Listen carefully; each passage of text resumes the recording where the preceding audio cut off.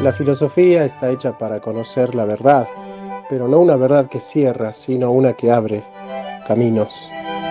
Si todos piensan lo mismo, es porque nadie está pensando. La verdad no es una cosa que se tiene, es un camino que se transita. Siempre digo que un trabajo esencial en la filosofía es la preparatio veritatis, la preparación para la verdad. Y no todos están preparados para conocer esa verdad. Dice Heidegger que el hombre es Sein zu Tode, ser para la muerte, pero nadie puede habitar plenamente su muerte si no aprendió a habitar plenamente su vida. Somos seres para la vida.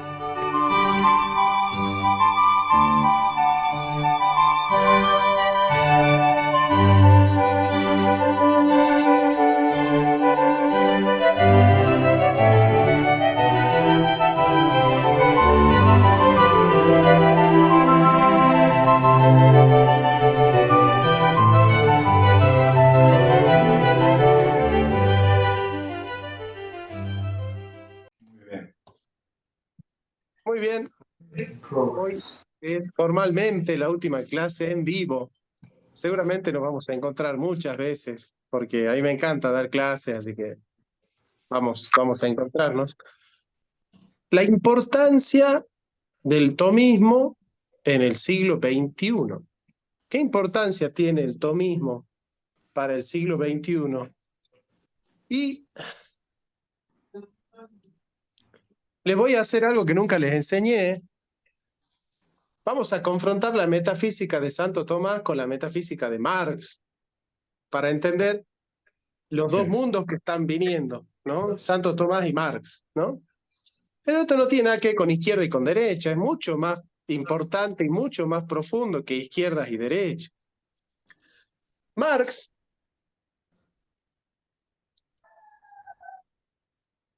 va notando que el fundamento del ser del hombre es la historia. Para Marx, el hombre es un ser histórico. Lo que tiene la historia es el cambio, el devenir, el sucederse religiones, el sucederse cosas, el sucederse pensamientos, el sucederse culturas, el sucederse movimientos, ideologías. No hay nada permanente. Si el hombre es solamente un ser histórico, no hay nada que en él permanezca salvo su ser histórico, ¿no? Como el río heraclitiano, ¿no? Que siempre es distinto, lo único que permanece es que es un río, ¿no? Pero es una sustancia que no tiene contenido, ¿no? Es decir, no hay ningún contenido, no hay ningún valor, no hay ningún atributo que permanezca en el hombre de manera estable. Es la famosa debate presocrático del cambio y la permanencia, ¿no? Que ha tenido tan en vilo a Heráclito y Parménides desde siempre. Y en la dialéctica siempre hay una superación de la instancia anterior en pos de una posterior, ¿no? Esto es la dialéctica de Hegel. Siempre la instancia nueva supera a la vieja, ¿no? La flor niega al capullo, dice Hegel, ¿no? Este,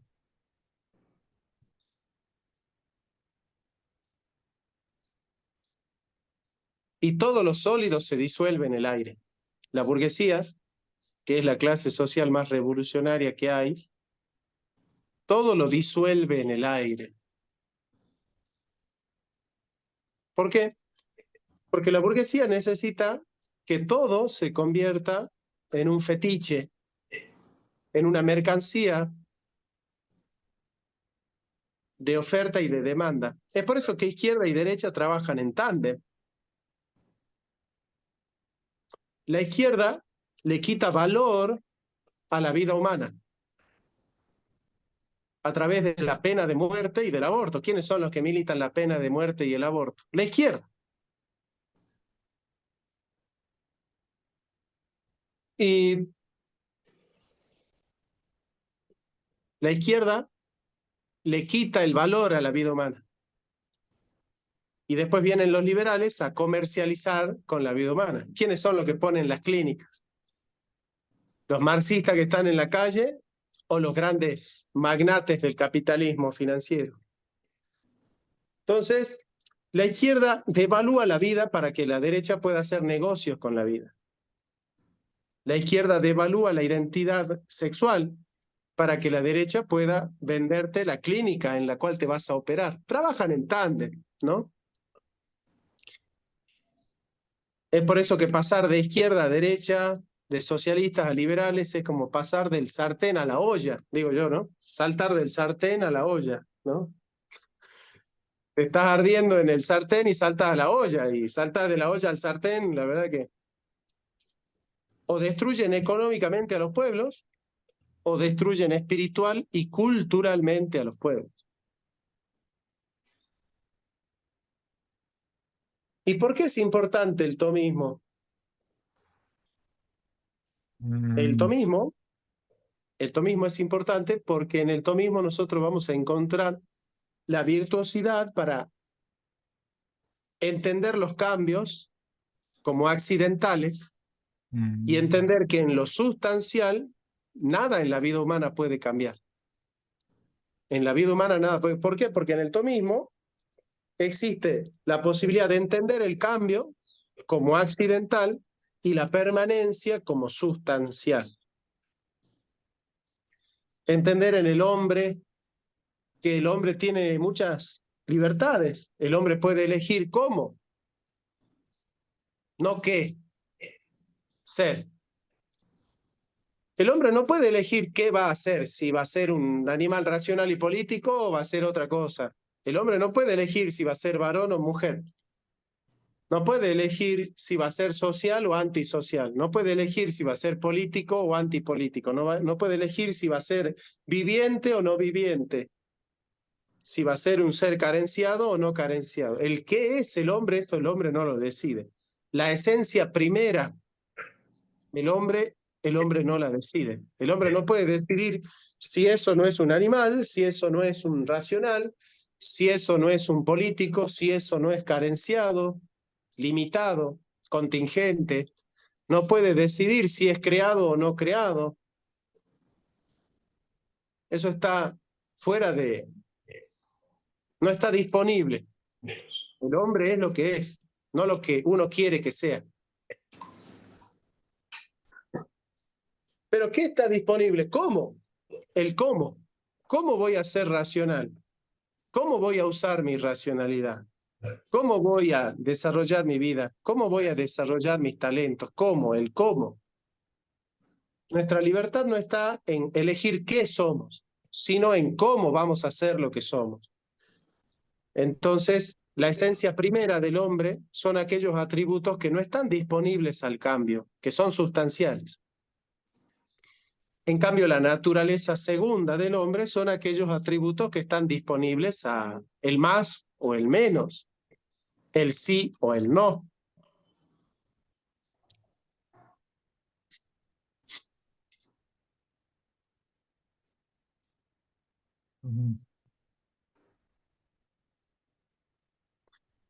Por ejemplo, todos nosotros somos racionales.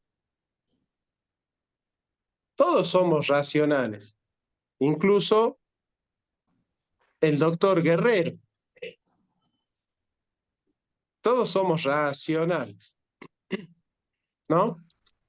Pero no todos son razonables. Razonable, no es lo mismo. Entonces, racional son Agustín Laje y Diego Rusarín. Ellos dos son racionales. Porque tienen razón, ¿o no? Son racionales. Pero Agustín Laje es razonable y Diego Rusarín no es razonable. ¿Me van siguiendo? Los dos son seres sociales. Pasa que Diego Rusarín es antisocial, está en contra de aquello que hace a los hombres buenos ciudadanos, Y Agustín Laje es sociable, sociable. Los dos son seres emocionales. Pueden sentir amor. Pero uno es amable y el otro no lo es. ¿Por qué? Porque Agustín Laje decidió ser simpático, tener valores, convicciones, desarrollar su intelecto para sembrar el bien, y el otro no. El otro decidió ser lo que es de la peor manera posible, que es en vez de sembrar verdades, sembrar sofismas, mentiras, engaños. En vez de sembrar cosas buenas para la gente, ser un mercachifle de los valores, que se vende al mejor postor, que compra y vende su ideología. Y esos son ejemplos de lo que está en juego hoy en día. Hoy no solamente está en juego cómo vamos a vivir nuestra vida, sino está en juego nuestra propia identidad como seres humanos en el mundo. Nuestra propia identidad como seres humanos en el mundo. ¿Cuál es nuestra identidad? ¿Qué somos nosotros? Fíjense, yo voy a dar dos descripciones del hombre para que vean, ¿no? El hombre es un ser creado por el amor de Dios a su imagen y semejanza, redimido por la sangre de Jesucristo y puesto sobre toda la creación para cuidar de la creación y para enseñorearse sobre todas las criaturas con responsabilidad. Es un ser que tiene la dignidad de Jesucristo,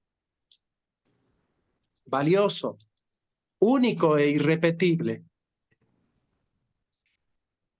que tiene en su dignidad el derecho a ser lo que es, siempre de una mejor manera si quiere, porque tiene el derecho de desarrollarse con libertad para encontrar su plenitud. Si esto es así, yo puedo matar al hombre antes de nacer. Si esto es así, yo puedo hacer del hombre cualquier cosa. Yo puedo venderlo, comprarlo, ultrajarlo, vejarlo, destrozarlo, manipularlo, corromperlo, hacer de su identidad un negocio. Puedo cambiar su identidad sexual, puedo cambiar su dignidad, puedo quitarle su dignidad y sus derechos, puedo negarle su libertad. Y si yo digo que el hombre es un ser viviente, ¿le puedo quitar su vida? Y si es un ser libre, ¿le puedo quitar su libertad? Y si es un ser social, ¿puedo impedir que se desarrolle en sociedad libremente? Ahora, si en la sociedad se mata al niño por nacer, se deja morir a mucha gente de hambre, mientras algunos magnates hacen negocio con la vida humana o con la trata de personas y de niños, si el hombre puede cambiar su identidad sexual en una clínica, si puede usar el dinero del Estado, que es para ayudar a los pobres, para pagarle la operación de cambio de sexo a una persona que dice que se siente mal si no tiene lolas o si se quiere cortar el miembro viril, si al ser humano lo pueden matar con la muerte digna, si a un viejo lo pueden dejar morir porque sale muy caro, porque no aporta a la sociedad. ¿Qué está en juego? ¿Cómo estamos viviendo la vida solamente? ¿O está en juego qué es el hombre? Y a mi entender, no está en juego solo cómo vamos a vivir. Está en juego quiénes somos nosotros. Es decir, ya no está en juego solo la política, está en juego la metafísica. Porque todo lo que nosotros vayamos a hacer,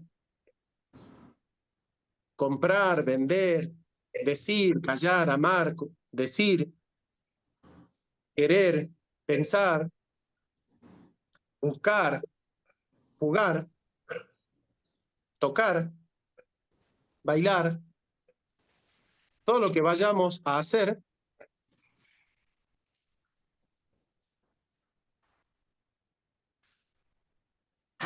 todo depende de una noción de hombre que tengamos nosotros en la cabeza. Todo va a remitir siempre a la pregunta, ¿qué es el hombre? Por eso Kant decía, en la filosofía solo hay tres grandes preguntas. ¿Qué puedo conocer? La metafísica. ¿Qué debo hacer? La ética. ¿Y qué me es permitido esperar?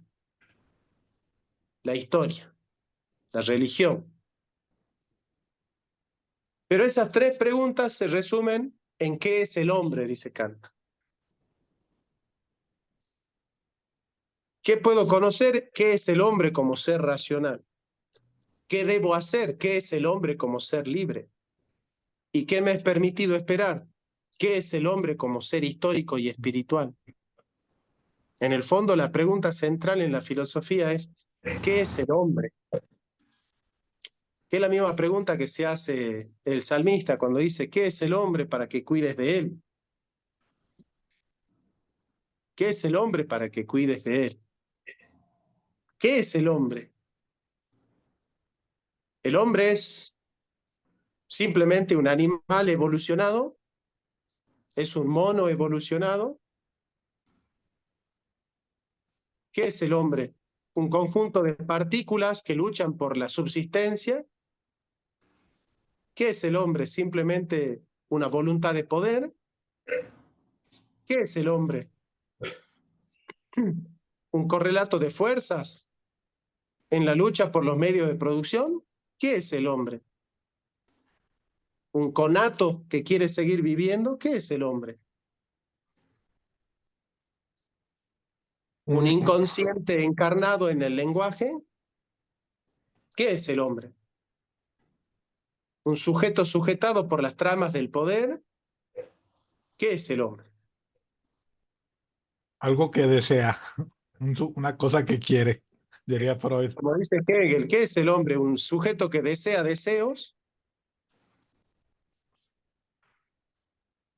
¿Qué es el hombre? ¿Ven? El ser se dice de muchas maneras, pero siempre según la sustancia, ¿no? Claro. Fíjense que la pregunta central en la metafísica hoy es esa, ¿no? ¿Qué es el hombre? Entonces Mm, nuestro debate es metafísico, más que nunca es metafísico. A nosotros nos van a decir, no, es una cuestión política, no metafísica, ¿no? Nos van a decir así. Pero ustedes saben muy bien que detrás de las cuestiones políticas siempre hay una cuestión metafísica, ¿o no? ¿O no hay una cuestión metafísica detrás de aquel que piensa que esta vida no tiene sentido o que solamente dicen la verdad los abogados o que solo tiene verdad el que tiene el poder de comprar todos los medios de comunicación para instalar su interpretación de las cosas como verdad para todos? ¿O aquel que dice que no hay nada sagrado en el hombre y que con la ciencia podemos modificar la naturaleza humana para que el hombre pueda vivir para siempre? ¿O que para que unos vivan bien, otros tienen que vivir mal? ¿Recuerdan, no? Leibniz decía, vivimos en el mejor de los mundos posibles. Schopenhauer decía, vivimos en el peor de los mundos posibles. Y Marx sintetizó esas dos frases y dijo con astucia, para que unos vivan en el mejor de los mundos posibles, otros tienen que vivir en el peor de los mundos posibles, ¿no? mm.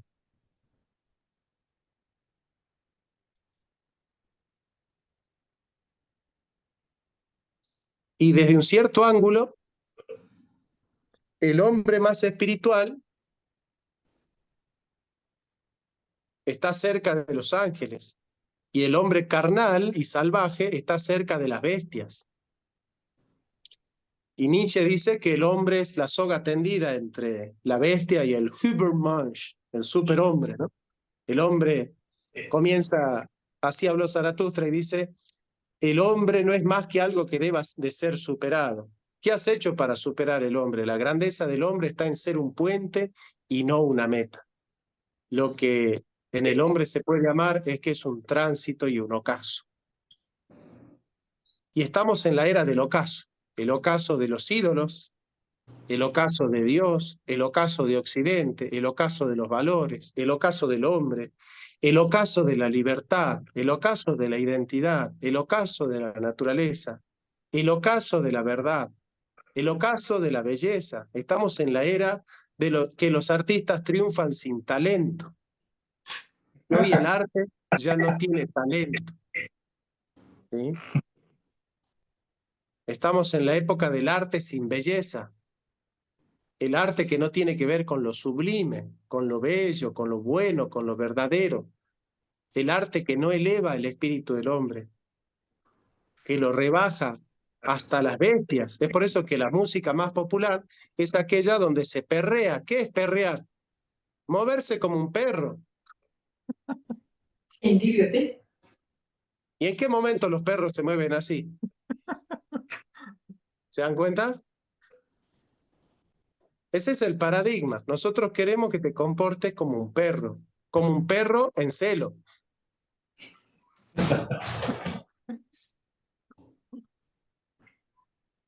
¿Qué es el hombre? Siempre va a estar en juego esa pregunta. ¿Qué es el hombre?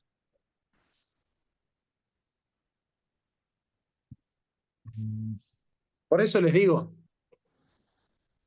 esta batalla no es ni contra carne ni contra sangre, sino contra principados y huestes celestiales. Y tenemos que estar armados de una sólida metafísica.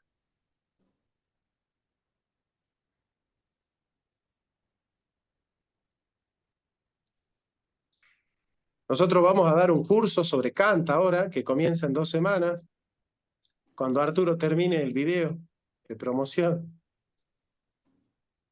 Y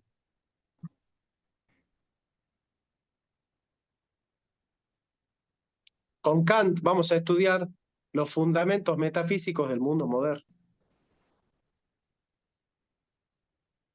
Los fundamentos metafísicos del mundo moderno. Arturo, repartí, ¿ahí qué estás comiendo? Dicen. Pizza. Estás comiendo pizza, mira qué rico.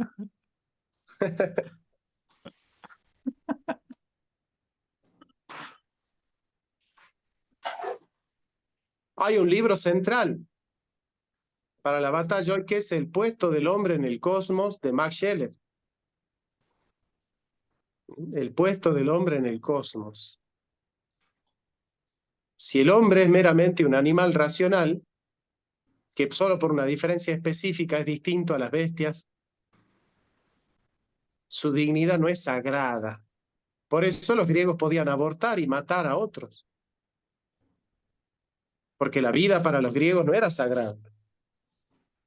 Si el hombre es meramente un animal evolucionado, su vida tampoco es sagrada. ¿Saben por qué Occidente pudo hacer esta historia tan maravillosa que tenemos nosotros? Porque el cristianismo nos dijo que el hombre es sagrado. Y que el hombre es sagrado porque es creado a imagen y semejanza de Dios. Y porque Cristo dio su sangre por la humanidad. Entonces el hombre es sagrado. Y solamente en una cultura donde la vida, la dignidad y la identidad del hombre son sagradas, es decir, son intocables, es que nosotros nos vamos a poder desarrollar. Nosotros no nos vamos a poder desarrollar en una cultura donde nosotros no sabemos si tenemos la garantía de seguir viviendo, de adorar a Dios libremente, de opinar libremente, de estudiar, de caminar por la calle sin que nos maten, sin que nos roben, sin que a las mujeres las secuestren, a los niños, los usen, los manipulen en la escuela.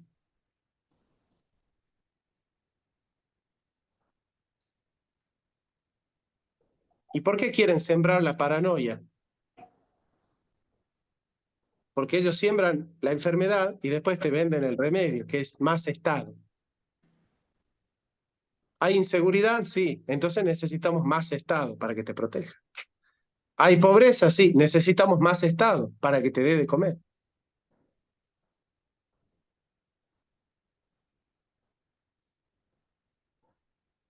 Siempre la solución es más Estado, más Estado, más Estado, más Estado. Maestro, ¿qué opina usted de las elecciones que va a haber aquí en mi país, en México, en este año? Yo, en mi ignorancia, digamos, de alguna manera, siento que Sheinbaum y Xochitl pues, pertenecen ambas a la misma izquierda divagante, como dijera Gustavo Bueno, ¿no? A la misma corriente ideológica, pero no sé cómo lo ve usted desde el exterior, desde afuera. Mira, yo pienso que hay factores de poder en México que están muy abroquelados y que no van a permitir que candidatos que tengan otro horizonte estén en la palestra de la política, ¿no? Lo primero que hay que ganar en México es la batalla cultural. Una vez que se gane la batalla cultural, va a haber un ejército de personas que van a luchar para que las cosas cambien. Pero para eso los mexicanos tienen que estar dispuestos a todo. Dispuesto a todo. No pibitos que están jugando a la Play en el garage de su casa, no. Para ganar esta batalla cultural, ustedes tienen que estar dispuestos al martirio, como los primeros cristianos, como los cristeros. Si no están dispuestos a todo, van a perder. Tuiteando en el patio de su casa, no van a ganar la batalla cultural. Los mexicanos van a ganar la batalla cultural cuando por lo menos 20 mexicanos estén dispuestos a todo. 20, ¿no? 20. Nada más que 20. Pero que 20 mexicanos estén dispuestos a todo para ganar esta batalla cultural, esos 20 van a arrastrar 1 millón de mexicanos cada uno. ¿Puedo opinar como Sí, mexicana? Es que claro. está difícil porque la llamada batalla cultural en derechas, el movimiento es muy turbio. Yo fui a una marcha pro vida y éramos como 1,000 personas y las noticias de las páginas pro vida decían que éramos 15,000. No éramos 15,000. O sea, inflando número, defendiendo o sea, como que se quieren ir al otro extremo para crear una nueva derecha, pero es una nueva derecha turbia. También, por ejemplo, el llamado PIN parental que trae algunos diputados, se tiene que hacer un equilibrio. ¿Por qué? Porque nuestras instituciones gubernamentales, si no son perfectas, pues sí es como un punto medio de todas las familias que abusan de los menores. O sea, si un papá tiene toda la potestad sobre su hijo y no hay un organismo externo que pueda interferir cuando hay violencia intrafamiliar, o sea, que tiene que hacer un punto medio, y eso es lo que yo veo en el tomismo. O sea, tiene que haber un Estado regulado y un mercado regulado, una institución familiar regulada, pero nos regulamos unos a otros. No sé, se me hace muy complicado el tema de México, por las derechas turbias. Bueno, no existe la panacea, ¿verdad? Pero es cierto que la virtuosidad del término medio siempre es la moderación es la base de la política y de la ética. Roberto. Sí, profesor. Entonces, el hombre razonable que tiene buenos valores y el hombre racionable es el que niega la sustancia del hombre. No sé No, si... todos los hombres somos racionales. Solo aquellos que usan bien la razón son, además, razonables. Ok. Ahí está. Una pregunta, maestro. Usted estaba tocando ahorita acerca de los atributos del hombre y yo me quería preguntar cómo podría yo articular qué es el hombre. Hasta ahorita yo he pensado que es el hombre es un ser volitivo, vivo, son, politicón y racional. porque considero en mi ignorancia que de ahí se pueden derivar todas las demás características de una persona, de un ser humano, pero no sé si haya en Aristóteles o en algún lugar como una definición, digamos, ¿no? De examen, digamos, de alguna manera, no sé. Esa definición tuya es buena, es completa, pero no te olvides nunca que ninguna de esas definiciones te va a permitir entender que el hombre es sagrado. Ah, ok, sí, sí, sí. Sí, sí, claro. Okay. Cualquier definición del hombre que prescinda de que fue creado a imagen y semejanza de Dios y redimido por la sangre de Jesucristo, el hombre no es sagrado. Y aquí lo Y lo que podemos está en decir desde la disputa, razón, ¿va? lo que está en disputa es si el hombre es sagrado o no. Eso está en disputa. ¿Cómo sería eso? ¿Por qué se mata a los niños por nacer? ¿Porque la vida es sagrada o no? ¿Por qué no se da? ¿Y por qué no se les considera hombres, no? No se les considera seres humanos todavía. ¿Ah? Ahorita yo he notado que los debates pro vida y pro aborto se discute y está discutiéndose el problema si son personas o no, si tienen capacidad jurídica o no, o si tienen capacidad de sentir o no. Incluso en los debates de habla inglesa, ¿no? Agarro y me meto y siento, igual aquí, ignoro si esto es correcto decir que es un error ontológico, en donde no saben las personas que son a favor de la vida establecer y articular un argumento sólido frente a estos intelectuales de izquierda. Pasa que los militantes pro vida no tienen una sólida metafísica. Ahí está el tema. Y que los que tenemos una sólida metafísica no estamos en la trinchera de los debates. Pero de México va a salir algo importante. México es un país al cual no le han arrebatado todavía el corazón cristero, guadalupano. Sí. Incluso hasta el más evangélico de los, Edgar Pacheco, tiene un corazón guadalupano. Sí. La ternura de la madre, el calor de la familia. México todavía no se dejó arrebatar ese corazón cristero. Pero fíjese que he notado que no hay ningún pensador ni intelectual mexicano, ahorita al menos, que yo haya notado, que pueda despuntar para poder hacerlo. He visto que hay algunas personas que están intentando aglutinar, ¿no? Un pensamiento, no sé si podría decirse conservador o de nueva derecha o de tercera vía, pero siento que es muy endeble la oposición en México frente a la izquierda divagante, al menos en mi consideración, no existe. Lo que pasa es que México está muy cerca de los Estados Unidos. Entonces México está acostumbrado a la mímesis, a la imitación, no a la creación. La Argentina está acostumbrada a la creación. ¿Para qué te explico? Okay. La Argentina, ¿qué? Ok, estoy anotando, perdón. La Argentina está acostumbrada a la creación, porque el argentino siente que no es menos que el chileno como para imitarlo.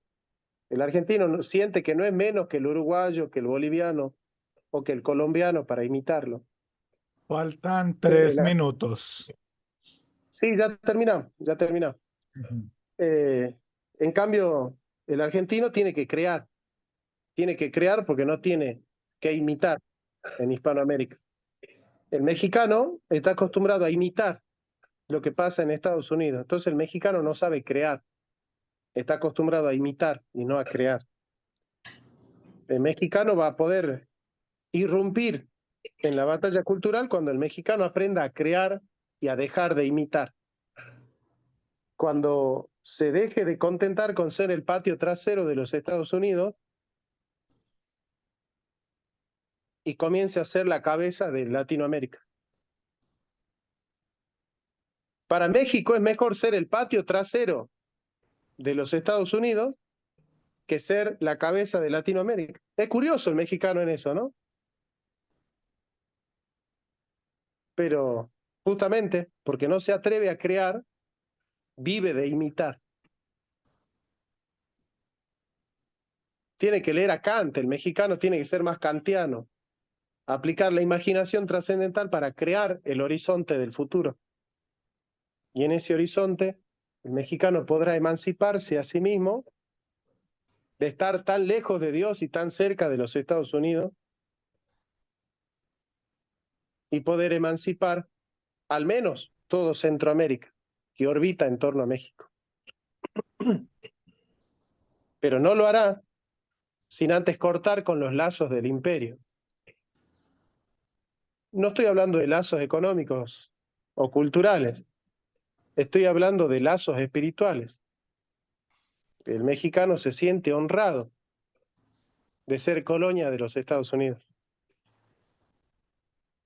Por eso el discurso nacionalista no prende como en la Argentina. Acá en la Argentina venía a hablar vos bien de los ingleses, que nos robaron las Malvinas.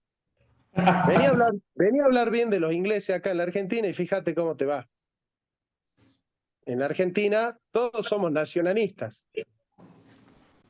¿Sí? En México cuesta prender ese nacionalismo, ese patriotismo. Esa es una gran batalla que hay que dar en México. Y creo que la van a dar. En algún momento algún mexicano va a dar su sangre por la causa y esa sangre va a ser bandera para el triunfo de todos los mexicanos.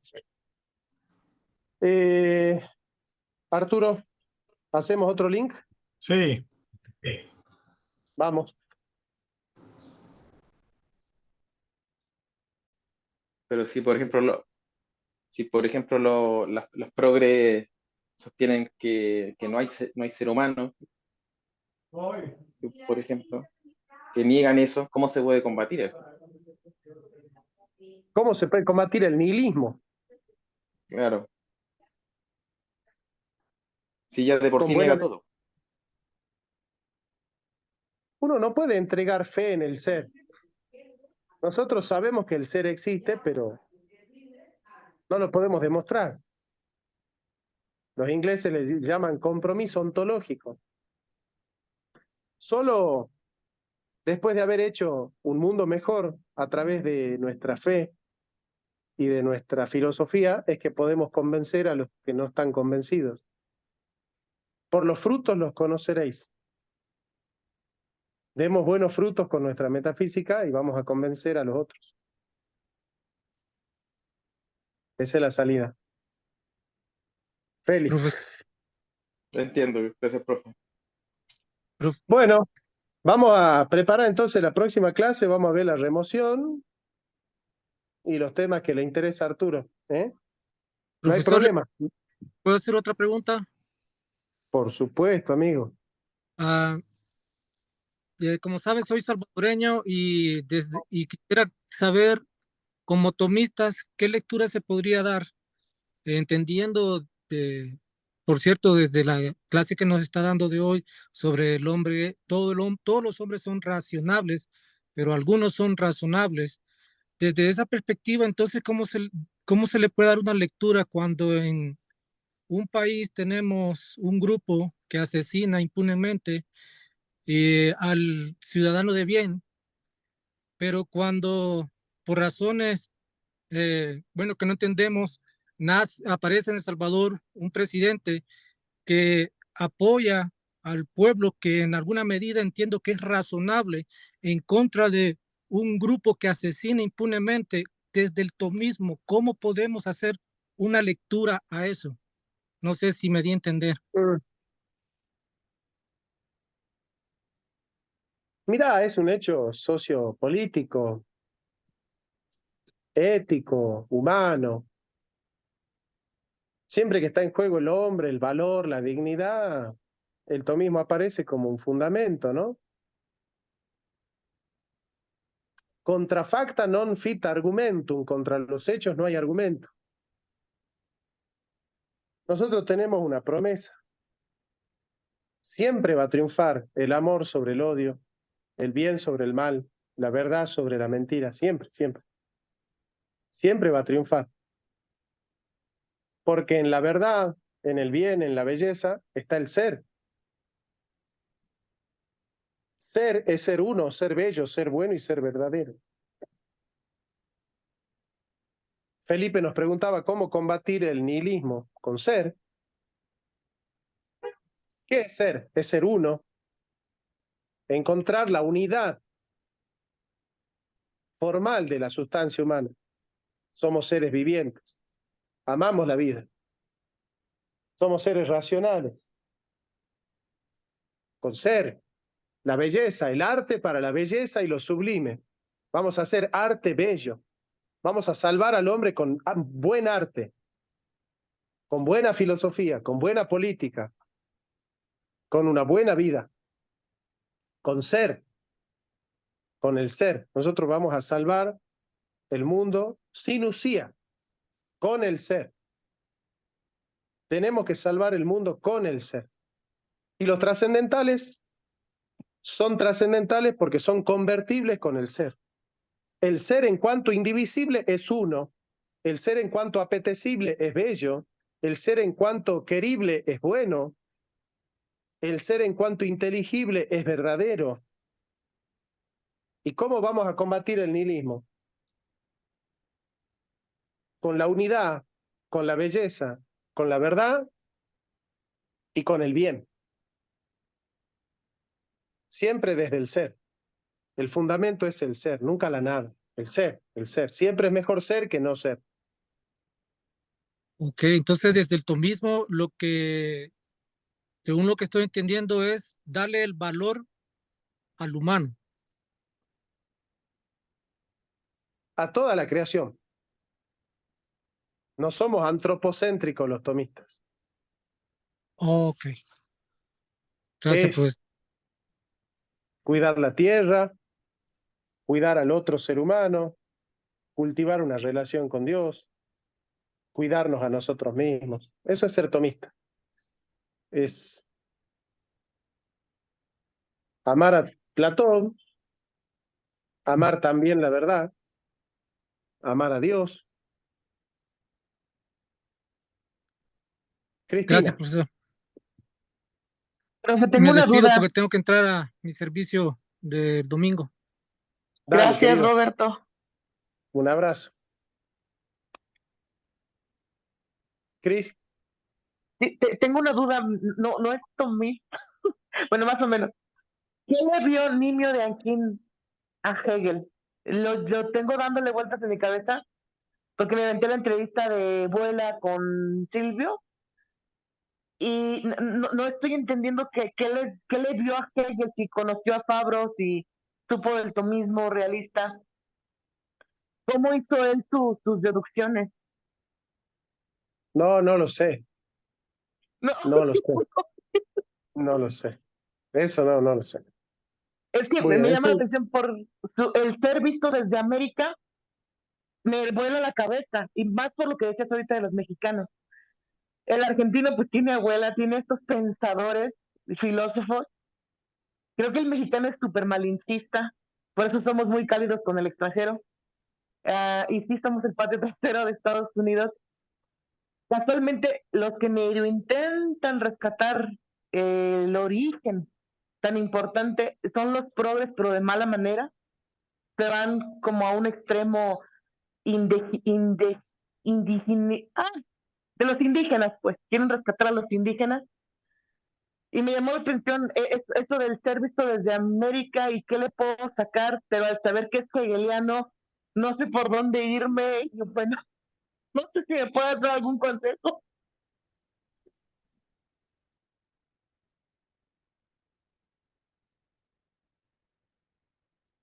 no, no, o sea, la seducción de Hegel está en todos los tomistas, todos los grandes tomistas han sido hegelianos, también han leído mucho Hegel, es, es el más grande Hegel, ¿no? Después de Santo Tomás, así que es normal verse seducido por Hegel en esto. Bueno, Arturo nos arrebató una clase más para tocar los temas del tomismo, así que bueno, los dejas ahí y la clase que viene nos encontramos y tocamos ese tema, Arturo, ¿te parece? Ese nos fue Arturo, mirá, y nos dejó la cruz. Se fue Se a va a comer buscar más pizza. se fue a comer más pizza, se fue a buscar más pizza. Bueno, gente, yo tengo que seguir, hay que seguir trabajando acá con las clases, tengo que terminar mi libro, y bueno, oren por mí para que Dios me dé la fuerza de hacer todo de la mejor manera posible, ¿no? No sé si puedo dar mucho o poco, pero lo poco o mucho que pueda dar, que lo dé bien, que lo haga bien, que escriba bien, que enseñe bien, si tengo que hablar, que hable bien, si tengo que escuche bien. Así que bueno, pídanle a Dios eso nada más, ¿no? Que si me toca hacer algo, que lo haga bien. Oramos, profe. Gracias, Cris. Gracias, chicos. Y bueno, ya nos encontramos en un próximo domingo para hacer la última clase que nos robó Arturo, donde tocamos los temas eso de la remoción y todo eso. Así que Arturo, nos vemos entonces la clase que viene. Gracias, profe. Chao. Bendiciones. Gracias, vemos. profe. Hasta luego. Bueno, bienvenidos a este último encuentro, a esta última clase del curso de Tomás de Aquino. Bueno, yo voy a hacer una introducción, ¿sí? Acerca de lo que en mí representó y representa Tomás de Aquino, ¿no? ¿Qué lugar tiene Santo Tomás de Aquino en mi filosofía, en mi vida? Y bueno, y esto va a ser como una introducción, como un preámbulo, para que ustedes también puedan, ¿no? Dar su testimonio también, quizás, sobre por qué les interesa el tomismo. Yo descuento, tengo por descontado que todos los que están aquí mayormente tienen un interés por Santo Tomás de Aquino, ¿sí? Entonces, ¿por qué? Porque ustedes están acá porque pagaron un curso sobre Santo Tomás. Entonces yo tengo descontado el interés, ¿no? Yo no les voy a preguntar si a ustedes les interesa o no Santo Tomás, ¿sí? Más bien, suponiéndolo, les voy a preguntar por qué es que se han interesado en Santo Tomás y bueno, ¿qué es lo que están buscando en el tomismo? Y bueno, tratar de ver y de aportar en lo que a mí pueda, dentro de mis limitaciones, ¿no? A ver, no dejarlos sin las ganas, si es que alguno buscó una temática que no se ha tocado y que yo podría responder, estaría encantado de responder, ¿bien? Así que bueno, va a ser esa la dinámica. Así que bueno, yo les cuento cómo fue mi trayectoria académica, no sé si alguna vez lo conté, pero bueno, sería bueno, ¿no? Contarles un poquito. Yo me recibo de la secundaria, no sé si allá se llama preparatoria o secundaria también, en el año 2006. Comienzo a estudiar la carrera de historia en el año 2008. Y en la carrera de historia, nosotros en primer año teníamos materias muy buenas. Teníamos sistema educativo, sociología, ciencias políticas, prehistoria, historia antigua. Me acuerdo de las materias. Pero la materia que a mí más me impactó, junto con historia antigua, fue ciencias políticas, porque ahí nosotros el profesor de ciencia política era un filósofo. Entonces leíamos a Thomas Hobbes, a John Locke, a Maquiavelo, a Hegel, a Marx, leíamos a Rousseau. Y bueno, fue mi primer contacto, ¿no? Con los grandes filósofos. Para mí los planteos que ellos hacían eran planteos muy, muy tremendos. Es decir, yo decía, wow, qué loco que alguien se haga estas preguntas, ¿no? ¿Cómo puede ser que alguien se haga estas preguntas? Yo nunca me hubiese imaginado que alguien se podía preguntar estas cosas. Y bueno, a mí me atrajeron mucho y sobre todo porque acá en la Argentina había un canal muy bueno, Canal Encuentro, que todavía sigue existiendo, y ahí estaba lo que acá en Argentina llamamos la tía, que es el filósofo José Pablo Feynman. No sé si vieron algunos videos del programa Filosofía Aquí y Ahora. Y es un gordito que tiene pelo largo, pero bueno, nosotros cuando lo veíamos en persona decíamos, ahí está la tía, ¿no? todos tuvimos una tía gorda así con el pelo de esa manera. Y bueno, realmente a mí me marcó muchísimo. Sobre todo el primer encuentro y el primer programa de la primera temporada, cuando José Pablo Feynman dice, la filosofía es para pocos. La filosofía es para muy pocos y para valientes, que dejan la manada, que dejan la comodidad de la manada y se enfrentan con la filosofía, ¿no? Con las grandes preguntas existenciales de la filosofía.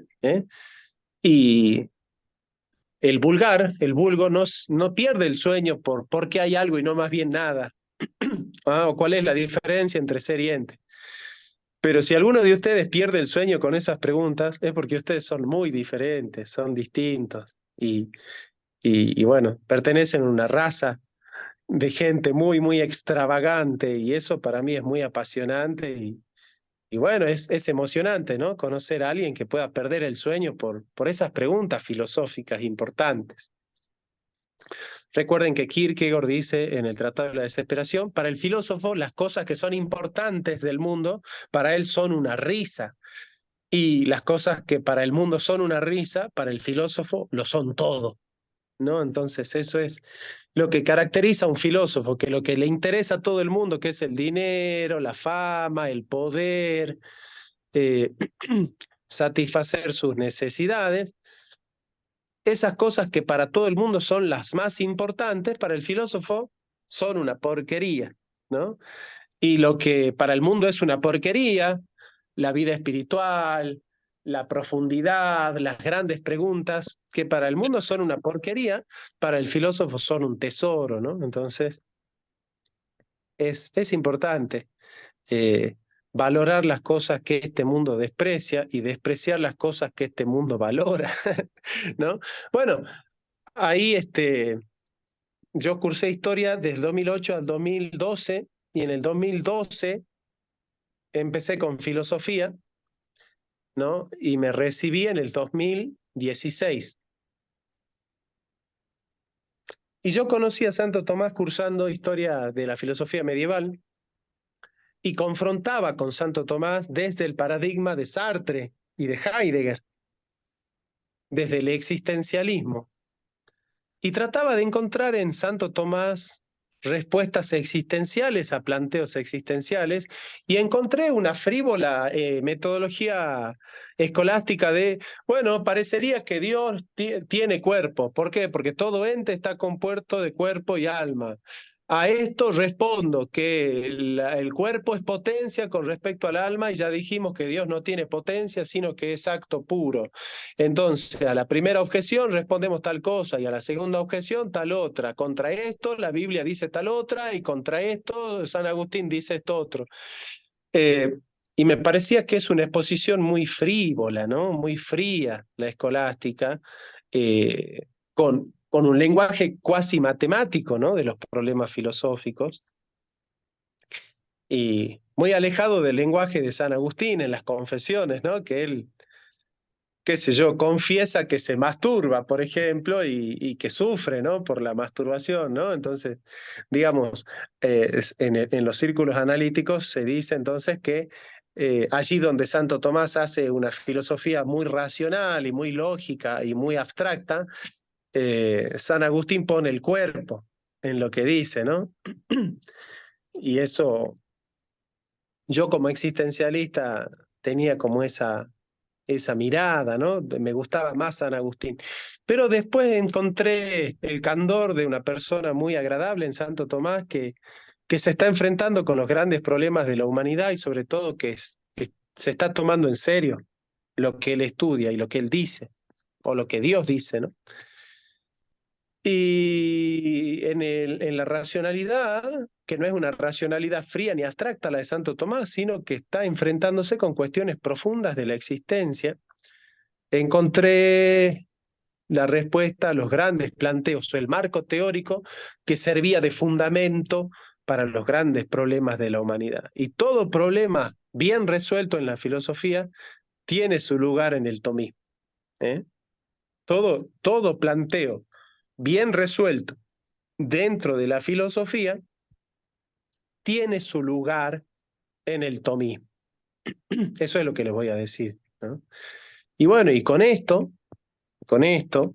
obviamente que abro, ¿no? Abro el juego, abro la cancha, para que ustedes, en lo posible, si pueden prender su cámara, mejor. No se preocupen si son feos. Yo también soy feo y la prendo a la cámara todo el tiempo porque no tengo una licenciatura en solidez facial. Entonces no hay ningún problema. Es- Escucharlos, ¿no? Escucharlos a ustedes si tienen algún testimonio de lo que significó el tomismo o lo que significa el tomismo en su vida, qué expectativas sobre el tomismo tienen ustedes, escucharlo con atención y y por supuesto, las preguntas que ustedes puedan hacerme y que, repito, dentro de mis limitaciones, yo les pueda responder, ¿no? Felipe, has levantado la mano, tío. Hola, profe, buenas tardes. ¿Qué ¿Cómo tal? anda, mi querido amigo Felipe? ¿Todo bien, ¿Cómo vos? estamos, pues? Sí, pues se echa de menos, pues, profe. Extraño mucho verte, estrecharte en un abrazo, compartir las ricas comidas, las ricas charlas, así que Dios mediante, ojalá que en un par de meses podamos vernos. Quería, el impacto de la filosofía tomista en mi vida fue alejarme de la ideología, del liberalismo, y acercarme a la realidad, y de ahí mismo, como hace la filosofía tomista, acercarme más a Cristo. Estoy en ese proceso. He aprendido a desarrollar pensamiento crítico porque uno entiende que el fundamento de las cosas está en las cosas, y como primer principio es el ser, Dios. Y eso, pues, es maravilloso haber aprendido filosofía. Bueno, más de alguna vez te lo he dicho, tú eres mi primer profesor de filosofía. Nunca tuve filosofía en el colegio. Por algo será, por algo nos enseña. O en mi época nos enseñaba. Así que eso. Te ¿Y aprecio qué mucho y te admiro planteo? mucho, profe, por la filosofía tomista, que tu manera de explicarlo, tan sencilla. Y Gracias. eso. Eh, ¿Qué planteo de Santo Tomás te llama la atención? ¿Qué pregunta me harías o qué tema del tomismo te gustaría que desarrolle en un par de minutitos? Eh, yo creo que el otro día escuchaba al padre Cristian Ferraro hablar del tema de la libertad en la voluntad. Y eso es Ujú. bastante interesante. O sea, yo creo que por ahí podría ser lo único que se me ocurre. Nosotros tuvimos un tema, vimos ese tema en Tomás, en alguna de las clases, el tema de la voluntad, ¿no? No lo recuerdo exactamente porque en realidad se lo he escuchado en hartos No, creo que videos. no. Así que, Parecería que no, ¿no? Bien. Levante la mano a quien más le interesaría. Si hay dos o tres más que le interesaría que desarrollemos el tema de la libertad y de la voluntad en Santo Tomás, levante la mano y entonces a mí me va a dar pie a hacer un desarrollo, si son pocos, de pocos minutos y si son muchos, de varios minutos, ¿no? Puedo dar una respuesta corta o una respuesta larga. Entonces, solamente Marcos, Felipe y Cristina, puede ser. Ahí está. Juan Pablo también. Bueno, entonces hay varios interesados, ¿no? Bien, la palabra voluntas en latín viene de la palabra volo, que significa quiero, ¿sí? Entonces, voluntas significa el querer del hombre, ¿no? La querencia del hombre, la capacidad que tiene el hombre de querer. Y Santo Tomás hace una distinción formal de tres aspectos de la voluntad. Él no dice que hay tres voluntades en el hombre, él dice que hay tres aspectos de la voluntad, ¿ok?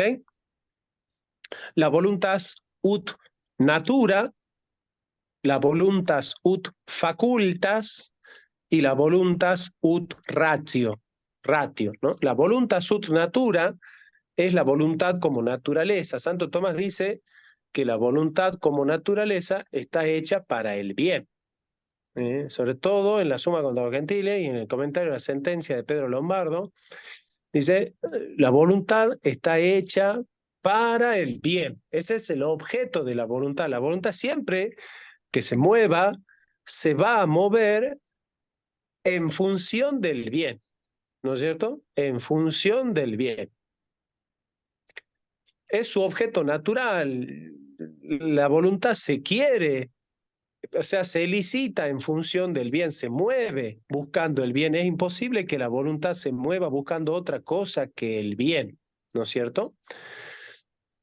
¿Se entiende? Entonces, la voluntas ut significa como, ¿no? La voluntad como natura, como naturaleza, está orientada hacia el bien, está hecha para el bien, está tendiendo hacia el bien, ¿no? El Catecismo de la Iglesia Católica dice que los hombres nacen con un desiderium naturalis videndi deum, con un deseo natural de ver a Dios, ¿no? O sea, la voluntad tiene una tendencia hacia el bien y la inteligencia tiende hacia la verdad. Esa es una tendencia natural de las facultades humanas por su naturaleza, ¿no?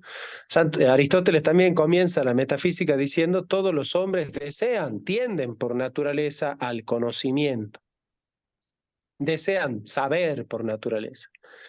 Bueno, frente a esta distinción, frente a esta postura de una tendencia natural, bueno, aparece una nueva distinción en Santo Tomás que es la voluntas ut facultas, la voluntad como facultad. La voluntad como facultad evidentemente es un movimiento, pero es un movimiento, es decir, es el querer propio, ¿no? Mientras que la voluntad sub natura es la naturaleza de la voluntad sub facultas es la que es propiamente la voluntad, es el querer mí, ¿no es cierto? No es la voluntad del querer, sino el propio querer. Es la que quiere, ¿no? La facultad es la que quiere y es la que tiene la potencia, ¿no es cierto? Mientras que la voluntad como naturaleza es acto que tiende al acto pleno, la voluntad como facultad es potencia que se actualiza. Bueno, ¿mediante qué mecanismo es que se actualiza la voluntad? Bueno, mediante un doble mecanismo. El mecanismo de la voluntas ut natura, que es una tendencia hacia el bien, esa es una forma de elicitar la voluntad, y bueno, ese querer se decide por una deliberación que realiza la facultad, pero informada por el intelecto. Siguiendo el lema de San Agustín y los padres, nihil volitum quim precognitum. Nada puede ser querido sin ser previamente conocido, ¿no? O sea, en Santo Tomás hay una cierta preeminencia facultativa de la inteligencia con respecto a la voluntad, porque la voluntad solo quiere aquello que el hombre con su intelecto conoce. La voluntad no puede querer lo que no conoce. Entonces, hay una subalternidad de la voluntad con respecto a la inteligencia. Y esta facultad es llamada por Santo Tomás voluntas ut ratio, es decir, la voluntad como razón. Entonces, claro, digamos, siguiendo a San Alberto Magno, digamos que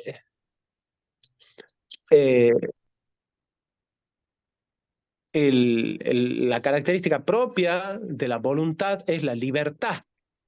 La libertad no es una facultad, la libertad es un atributo de la voluntad. Esto es interesante porque los liberales no hablan de voluntad, sino de libertad, como si la libertad fuese la facultad misma.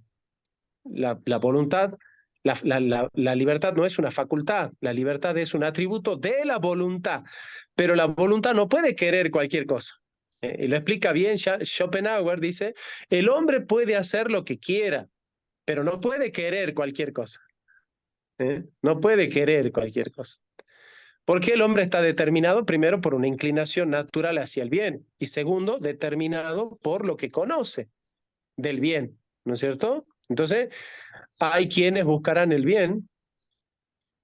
Sí, sí, Felipe. Hay quienes buscarán satisfacer su inclinación natural con el alcohol, con la fama, con el éxito, con el fútbol, ¿no? Y bueno, y otros tendrán otras inclinaciones, ¿verdad? Bueno, acá está. Ese es el desarrollo de Santo Tomás con respecto a la voluntad. La voluntad es una facultad que naturalmente tiende hacia el bien, pero que se mueve libremente por mor de la ratio bonis, de la ración de bien y de la voluntas ut ratio, es decir, de la información que tiene el sujeto. Por eso es importante la educación, porque una persona no llegará a la bienaventuranza, a la verdad y a la plenitud si no lo conoce. Y para conocerlo tiene que tener educación. Entonces, la educación es fundamental para que el hombre pueda crecer en el bien y para conocer la verdad, ¿no? Bueno, esta es la temática. No sé si el desarrollo fue largo o corto, pero bueno, no sé si respondo a tu pregunta, querido Felipe. ¿Sí? Bueno, perfecto. Oh, Bueno, vamos con otro. No sé quién querría tomar la palabra ahora y yo, contarnos yo su tengo experiencia. una pregunta. Sí, Arturo. ¿Cómo Este, no? ¿Cómo no?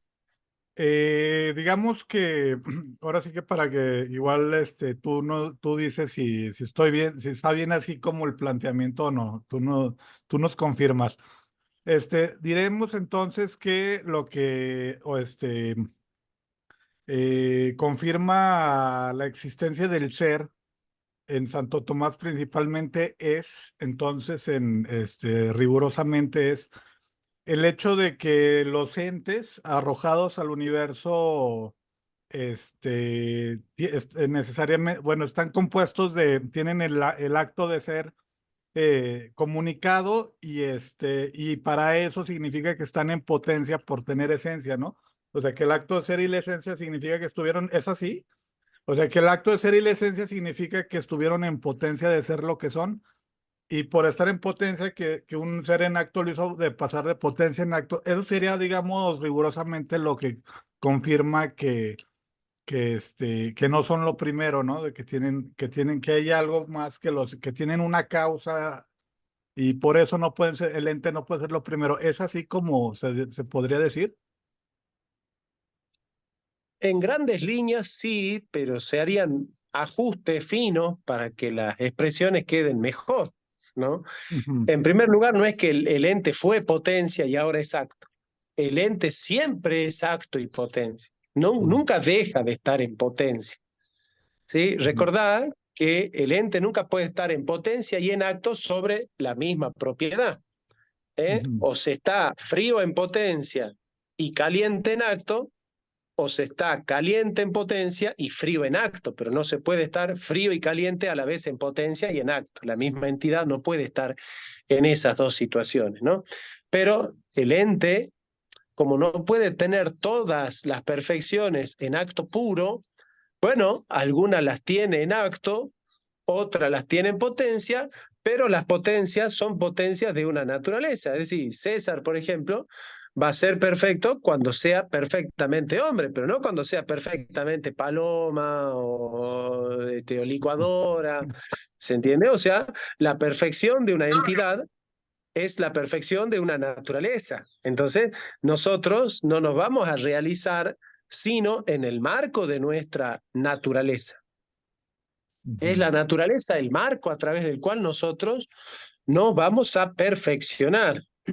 Esto es importante hoy porque hay gente que piensa que aprendiendo a ladrar, viste, las feministas que son transespecie, se autoperciben perros y comienzan a ladrar y piensan que, bueno, que se van a perfeccionar ladrando. ujú, Pero bueno, el ser humano no está hecho para perfeccionarse de cualquier manera, ¿no? Entonces siempre es importante entender que perfeccionarse es humanizarse, y humanizarse es ser cada vez más plenamente humano, y ser cada vez más plenamente humano es ser cada vez más, actualizar más nuestras potencias. En función de eso, entonces, ciertamente no puede haber una perfección en el efecto que no esté en la causa. Ese sería el lema. Oye, Sí, nosotros, ya por último, exactamente por qué no podemos decir metafísicamente que el universo puede ser infinito hacia el pasado. O sea, ¿por qué no podemos decir rigurosamente, por qué no podemos decir metafísicamente eso, que en Santo Tomás, ¿no? Que por qué no podemos decir que hay unas causas infinitas, que es lo que metafísicamente lo hace imposible. bueno, no terminé la respuesta anterior, ¿la termino Ah, o vamos con esta? sí, como yo. Vamos con esta, con la anterior. Entonces, como el ente no puede tener una perfección que no está en su causa, efectivamente o la tiene por sí mismo o la tiene por otro, ¿sí? O sea, ¿hay existencia en el ente? Sí. ¿El ente la tiene por sí mismo o por otro? Y es normal e intuitivo darse cuenta que la tiene por otro. Bueno, ese otro que inmediatamente le da la existencia, ¿es otro ente? Sí. Entonces, si nosotros remontamos esa cadena al infinito de que un ente en potencia es el sostén de otro ente en potencia, y eso lo llevamos al fundamento último de la realidad, nosotros tendríamos que contar que el fundamento último de la realidad es otro ente que también está en potencia, no, porque nunca no existiría ningún fundamento de la realidad. O sea, toda la hilera de finitos contingentes potenciales no tendría nunca un comienzo, porque el comienzo no es un comienzo histórico, es el fundamento metafísico de toda la realidad. Es decir, si nosotros entendemos que el ente era en potencia y ahora es acto, no habría problema. El tema es que el ente siempre está en potencia, o sea, siempre el ente está dependiendo del acto. Entonces, no es un problema de ir hacia atrás, sino de ir hacia el fundamento. Y el fundamento del ente no es un ente. Y esa es la diferencia ontológica. El fundamento del ente es el ser. Y el ser no es un ente, el ente no es el ser, ¿no? ¿Sería ab alio? Claro, el ente tiene otro. el ente tiene una avaliedad, se llama, ¿no? La palabra ab significa hacia o de, y alio significa otro, ¿no? No es lo mismo que alienidad, ¿no? La alienación es una cosa, la avaliedad es otra cosa. El ente es ab-alio porque su ser reposa en otro.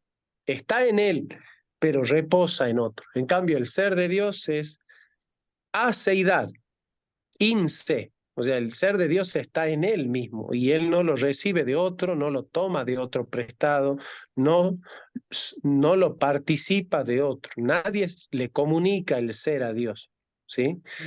Entonces, digamos que, ¿por qué nosotros sabemos que hay ser? Porque todo efecto tiene una causa y el ente tiene existencia, pero la existencia no la tiene por sí mismo. La tiene en sí mismo, pero no por sí mismo, ¿no? Entonces, al buscar la causa del ente, llegamos al ser. Y es por eso que sabemos que el ser existe. Después la pregunta de Arturo sobre la eternidad del mundo hacia atrás. ¿Cómo era tu pregunta, Arturo? Discúlpame. Sí, ¿por qué, qué es lo que impide decir que hay una, que hay una, que no puede haber un infinito hacia el pasado de causas? O sea, ¿por qué no podemos decir que el ser puede, que los entes pueden ser infinitos hacia el pasado? Que las O sea, cadenas. como que la noción de la creación ex nihilo con la posibilidad de lo que tú estabas hablando, ¿no? De la eternidad del mundo en términos de la participación del ser. Más o menos ahí va, ¿no? Mira, en realidad Santo Tomás no niega la posibilidad de una cadena infinita de seres contingentes en el tiempo. Lo que él niega es la cadena de contingentes en el ser, o sea, en la jerarquía de seres. O sea, imaginen una cosa, ¿no? A ver, voy a hacer algo novedoso para que se entienda. Díganme si se corta la conexión porque me voy a mover hacia el patio donde tengo el pizarrón. Déjenme ver, a ver. ¿Se perdió la conexión o continúa la conexión? No, todo bien.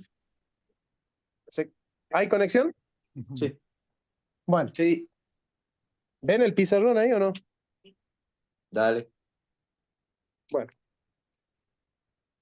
O sea, Santo Tomás no tiene problema de la infinita causa de contingentes en el tiempo. ¿Sí? O sea, de que este ente, que es acto y potencia, sea causa de este otro ente de acto y potencia. El tema es que el conjunto dependa del acto puro, ¿me entienden? ¿Por qué? Porque si no, no tendría sentido esta potencia.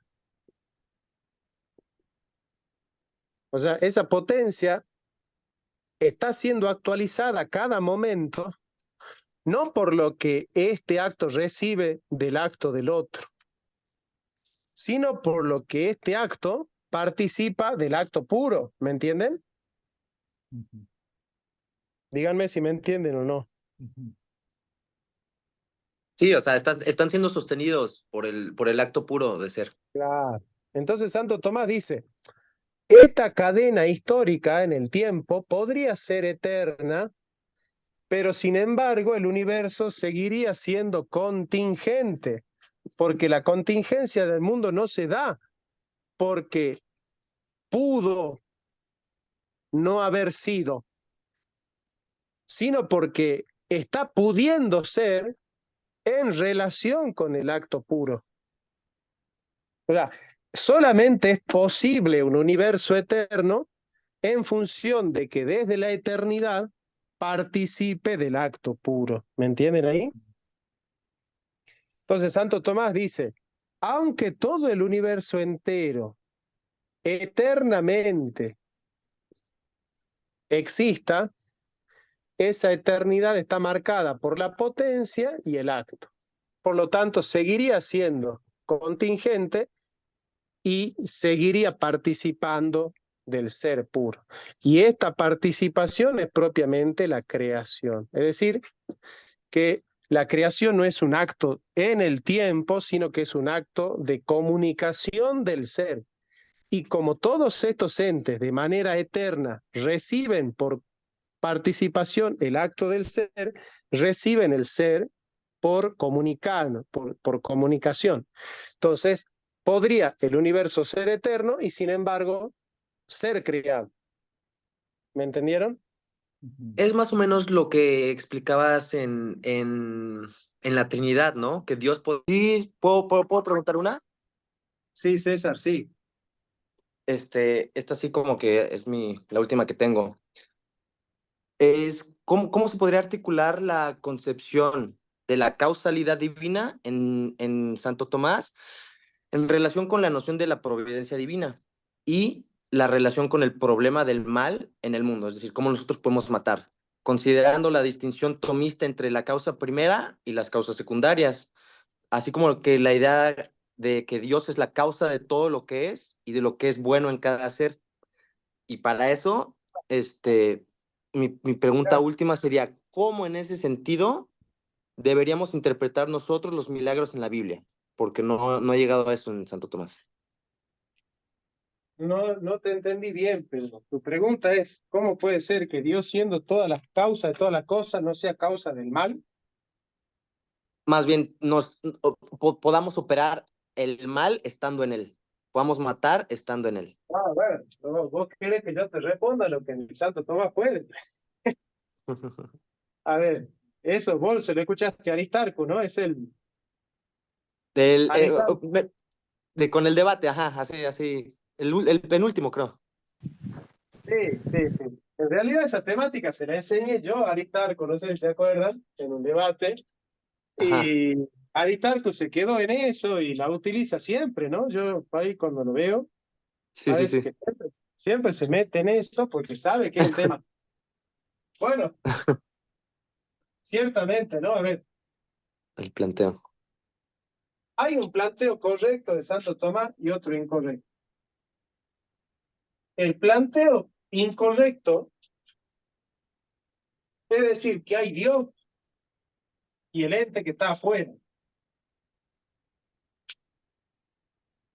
Después hay otro planteo incorrecto, que es decir que hay Dios y el ente que está adentro. ¿Sí? Esta noción es nihilista Ujú. y esta noción, como ustedes ya sabrán, es panteísta. Spinoza. ¿Cuál es la correcta? Es esta, ¿eh?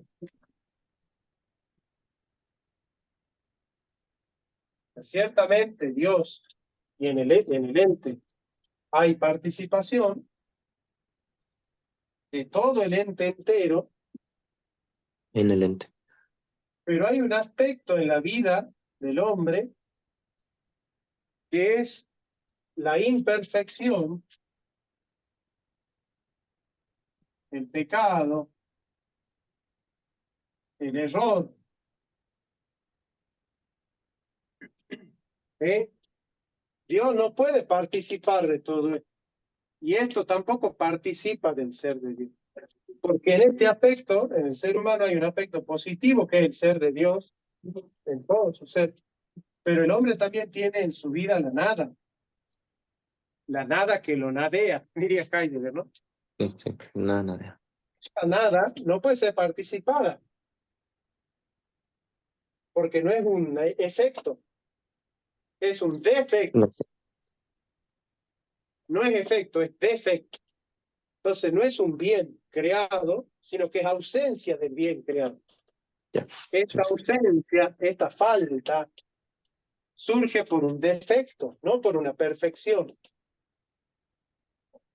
Entonces, cuando el hombre en su libertad obra el mal, no la está obrando en cuanto que este aspecto que es el participado, sino del Ujú. aspecto participado que es la imperfección, el error y el pecado, fruto de la caída. O sea, la caída es que el hombre salió de ese encuentro perfecto que tenía con Dios y se introdujo la nada en su ser. El pecado original es la introducción de la nada en el ser. Miren lo que me estoy enseñando, ¿no?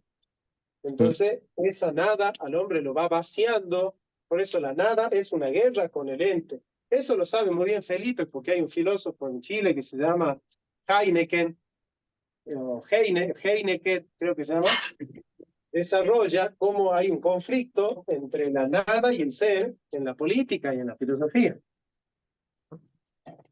Ya.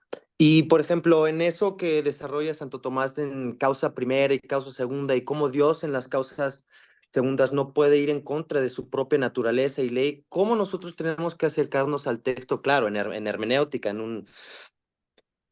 pero al texto bíblico en el tema de los milagros? Lo que pasa es que el milagro no va en contra de la causa primera ni de la naturaleza. El milagro no es antinatural, es sobrenatural. O sea, el milagro no está violando las leyes naturales. El milagro lo que está haciendo es postergando, poniéndola entre paréntesis a la ley natural. O sea, está poniendo entre paréntesis el regular desarrollo de la ley natural. ¿Por A qué? ver. No porque él está violando esa ley, sino porque él está por encima de esa ley. O sea, él puede operar no en contra de esa ley, sino por encima de esa ley. ¿Por qué él puede operar por encima de esa ley? Porque él no está sujeto a la ley natural. La ley natural está sujeta a él, no él a la ley natural. O sea, pensar que Dios está sometido a la naturaleza es pensar que él es la naturaleza o que la naturaleza está sometiendo la potencia absoluta de Dios, como que la Claro, está Dios vive natura. sujetando, determinando. Claro.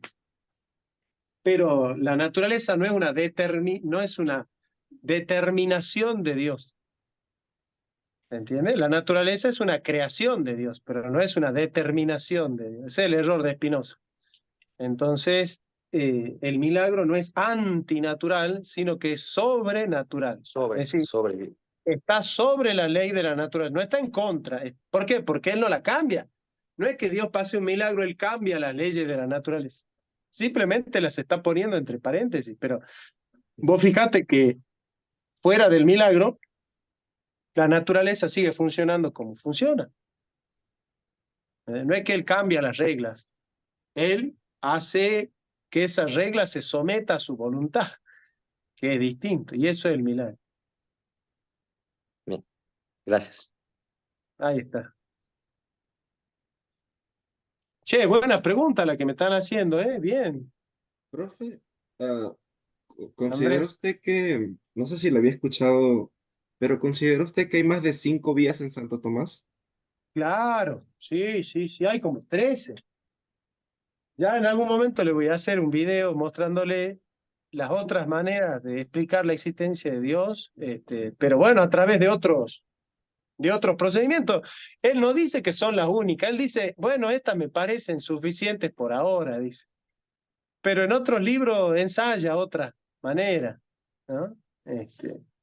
Que sería bueno después ir trabajando, pero no es que él niega que hay otras maneras, ¿no? Entonces, Lo que ¿hay pasa es más que la vías de otra, Santo Tomás?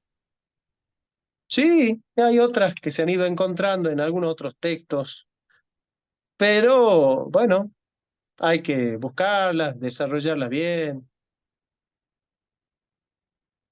Él no dice que son las únicas que existen, él dice, estas son suficientes para que ustedes acepten la existencia de Dios. Mira, ahí te va una difícil, una pregunta difícil.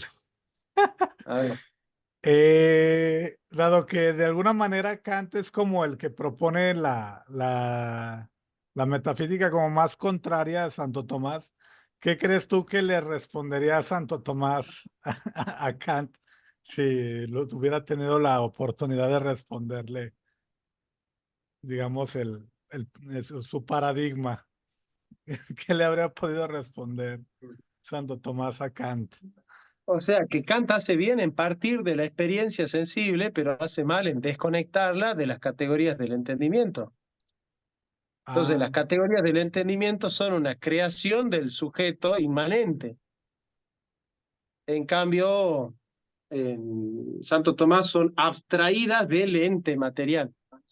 O sea que las nociones del entendimiento, las categorías, están en el ente, pero como esencia del ente y en potencia son categorías. Deben ser universalizadas por la desmaterialización que produce el entendimiento agente. Entonces, Santo Tomás le diría, está bien comenzar con el ente sensible, siempre y cuando del ente sensible captes el universal. Si el universal lo pone la mente, ya no tiene sentido comenzar con la certeza sensible. O sea, ¿qué conexión puede haber entre las categorías del entendimiento y la certeza sensible si las categorías del entendimiento no vienen de la certeza sensible, digamos, ¿no? Es el gran problema de Kant, ¿no? ¿Cómo puede valer el, la categoría del entendimiento para una certeza sensible? ¿Cómo puede valer si hay un sujeto roto en su continuidad metafísica porque su cuerpo y su alma no tienen una conexión? En el fondo hay una antropología dualista que impide la integración armónica entre conocimiento sensible y conocimiento inteligible porque no hay una unidad sustancial entre cuerpo y alma, ¿no? De eso ya se encarga Hegel, ¿no? En el capítulo 1 de la fenología, en la certeza Claro, sensible, ¿no? Justamente. claro, claro, claro, claro. Pero Ya lo atiende. pasa que en Hegel también está ese discurso, ¿ves? De que la certeza sensible, el entendimiento, las categorías del entendimiento, el saber absoluto, el entendimiento, las categorías del saber absoluto, en Hegel no hay una relación armónica, hay una relación de negación determinada. Tampoco Hegel puede explicar la integración, porque para explicar la integración hay que entender la unidad sustancial. Y justamente eso es lo que niegan Kant y Hegel. Profe, Sí, Felipe. Muy similar a la pregunta que le hizo Arturo, ¿qué diría Tomás de Aquino sobre el genio maligno? Mm.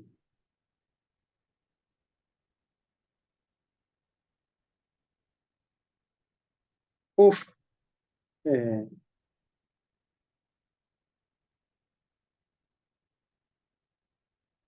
que en realidad no es intuitivo, porque la intuición nosotros captamos la realidad y vivimos en ella. No. Colocar algo entre nuestra relación inmediata e intuitiva con la realidad es privarnos de una noción, que es la noción de ente, que es espontánea y que está en todos nosotros y que no procede de un método, sino de una intuición prefilosófica. Es como que Descartes está convirtiendo en filosófica una intuición que es prefilosófica. ¿Podría yo dar una respuesta más simple, más cotidiana, ¿Eh? más práctica? Sí, Sería, el genio maligno es de Descartes, ¿cierto? sí. Yo creo que Tomás de Aquino debería decirle cómo te comportas en la realidad, como si la realidad existiera o si no existiera. Ah, bueno, pero ese es un argumento más en contra del escepticismo, ¿no? Claro, claro, claro. Sí, yo siempre digo, hasta el más relativista va a salir por la puerta, ¿no? Así que sí. Bueno, vamos con la última pregunta de Andrés, che, que ya vamos cerrando. A ver, Ah, Andrés. profe, siguiendo el espíritu de mis compañeros, yo pregunto, ¿qué pensaría Santo Tomás del concepto de resonancia en Heidegger? Mm. Lo que pasa es que el ser no nos llega a nosotros por un eco, por una resonancia de lo que él dejó en su retirada. Porque él nunca se retiró, pues si el ser se hubiese retirado, nosotros no seríamos. O sea, si el ser se retira y nosotros seguimos siendo, entonces nosotros no estamos en el ser. Parecería más bien un dios así, ni siquiera griego, sería un dios celta, el de Heidegger, que se retira y el ente sigue existiendo. No se puede retirar el ser. Si el ser se retira, el ente no sería. Entonces no puede haber resonancia porque no puede haber retirada. ¿Eh? Bueno, lindas preguntas. Ya al último, Y la ya están última, haciendo preguntas que ya. Bueno, a ver, Arturo. ¿qué le diría Santo Tomás qué le diría Santo Tomás a Nietzsche? Ah, Que, bueno. No, ya no entremos en esa, pues ya. Es que si ustedes hacen eso, ya van a empezar con cualquiera. ¿Eh? ¿Qué le diría Schopenhauer? ¿Qué No, le esa diría? fue garrotera, esa fue garrotera. Ah, ya está, no. Ya, si no, No, no a ver, terminamos más. Esa es la pregunta más fácil de responder. Esa Pueden es la hacer una pregunta más serie, fácil de hacer, pero la más difícil de responder, ¿no? Porque pueden hacer ¿quién una soy serie yo de para...? videos. Claro. Bueno, eh, che, vamos terminando, ¿eh? Vamos terminando. ¿sabes más de la historia que de Santo Tomás que tuvo al final de sus días sobre la visión que tuvo y dijo, no, todo lo que he escrito es insuficiente? eso. Ah, sí, eso. Esa es la buena. Sí, sí, Eso. esa sí está buena. Y No aparte soy no un... muchos saben que tuvo esa visión. Tú buscas y ni siquiera hay información acerca de eso. No soy un experto de esa historia, pero aquellos que intentan deslegitimar al tomismo diciendo que él mismo negó sus propias obras después de haber tenido esa experiencia, yo siempre le digo, bueno, andá y tenés vos primero la experiencia y después tirarla a las obras de Santo Tomás, pero primero tenés Ya. la experiencia. Si no la tenés a la experiencia, mejor seguir leyendo porque eso te va a hacer muy bien. Capaz que leyendo podés tenerla. ¿Eh?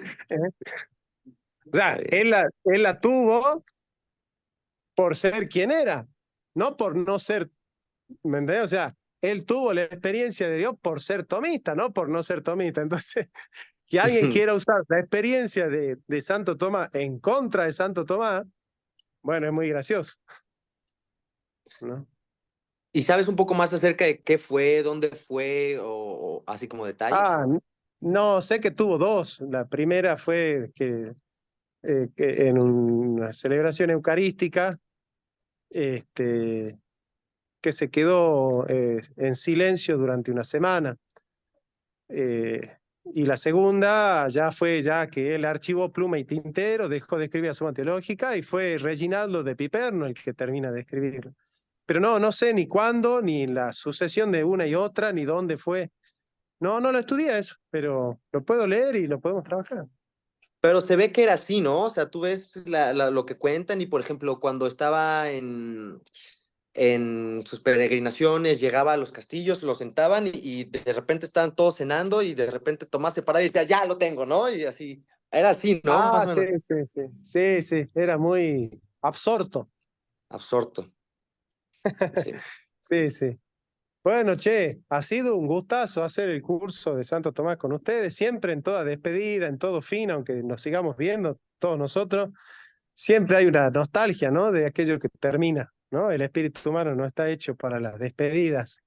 Pero bueno, les agradezco, los invito al curso de Kant, obviamente aquellos que no puedan sortear económicamente el curso, me escriben de todas maneras, no se priven de estar en el curso de Kant por alguna imposibilidad, ¿no? Ustedes saben que nosotros, ante todo, siempre priorizamos lo humano. Y bueno, ya en 2 semanas por ahí comenzamos con el curso de Kant, vamos a estudiar profundamente Kant, la crítica de la razón pura, la ética de Kant, varios temas ahí interesantes en Kant que hay que tenerlos bien presentes, la política, para entender el mundo moderno, ¿no? Así que bueno, un gustazo haberlos tenido, ustedes son un privilegio. Perdón si nunca les di lo que esperaban. Ha sido un año particular por algunos problemas familiares. No he podido desplegar todo mi potencial filosófico ni en las redes ni en los cursos, pero bueno, traté de darle lo que podía y en la medida en que Dios nos vaya dando la gracia de ir encontrando otros caminos, vamos a poder desplegar más el potencial filosófico que tanto merecen ustedes, ¿no? Así que si alguno de ustedes quiere despedirse, dar ahí un último saludo o contar su experiencia sobre el curso, sería bueno, ¿no? Terminar esto escuchándolo a ustedes. No sé si alguien quiere decir algo.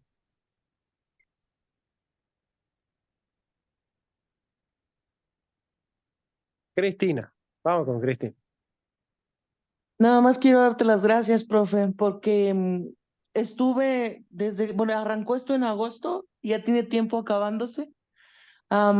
Quise estar en esta última, pues para darte las gracias y para decir que estoy orando por ti, porque el dilema que pasaste de entre protestantismo, catolicismo, toda la cultura, todo lo viví bastante de cerca.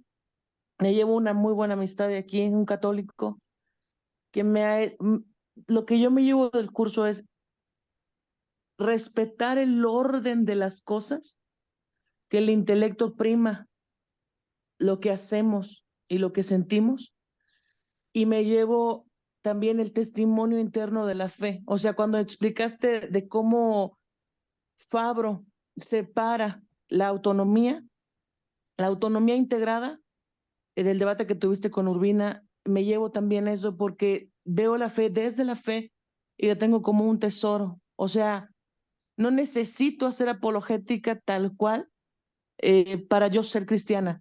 Claro que es hermosa y se puede hacer, pero me llevo eso. O sea, me llevo como, no le tengas miedo al conocimiento y dale, digo, soy muy ignorante, me falta muchísimo, pero también Claro, no le tengas miedo a sentir la fe, a vivir tu ahí fe. está. Muy Ajá, bien lo entonces, que decís vos. Es la autonomía de la fe. O sea, la fe necesita de la filosofía para defenderse, pero no para creer. El hombre no exacto. necesita la filosofía para creer. Entonces, mira, ya me está saliendo como Arturo el entonces, ¿ves? Entonces, eh, digamos, tenemos que, bueno, valorar la filosofía, pero no depender absolutamente de la filosofía, claro.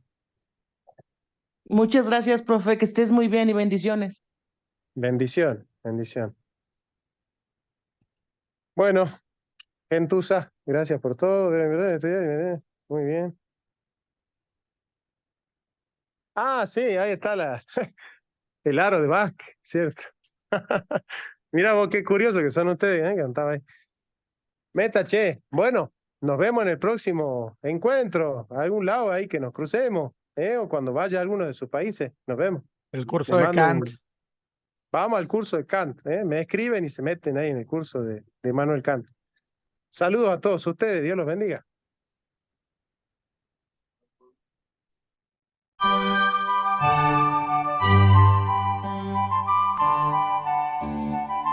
La filosofía está hecha para conocer la verdad, pero no una verdad que cierra, sino una que abre caminos. Si todos piensan lo mismo, es porque nadie está pensando. La verdad no es una cosa que se tiene, es un camino que se transita. Siempre digo que un trabajo esencial en la filosofía es la preparatio veritatis, la preparación para la verdad. Y no todos están preparados para conocer esa verdad. Dice Heidegger que el hombre es sein zu Tode, ser para la muerte, pero nadie puede habitar plenamente su muerte si no aprendió a habitar plenamente su vida. Somos seres para la vida.